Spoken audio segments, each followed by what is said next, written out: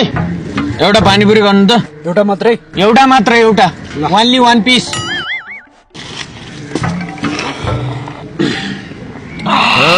भाइ हल्का झोल थप्नु त। भाइ यार अघिको झोल नै चुहेर गयो जस्तो छ, खै हल्का झोल थप्नु त।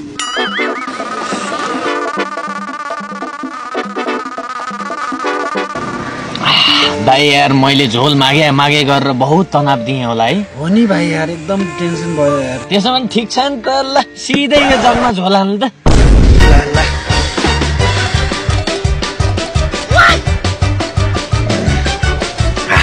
ल भाइ मलाई झोल लगभग पुग्यो।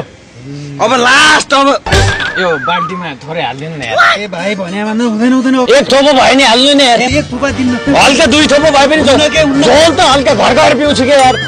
थोरै झोल थोरै। ए हुन्न भने ल खानु परेको छैन झोल सोलमा, तेरो ठेला जलाइदिन्छु म।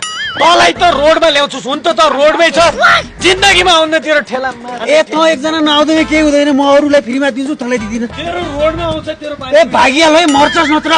एउटा भतुवा भाइ थियो है, त्यसले झोल मागेर हैरान गरेर बल्ल यस्तो गराएको आएपछि पो राम्रो हुन्छ। ल ल ल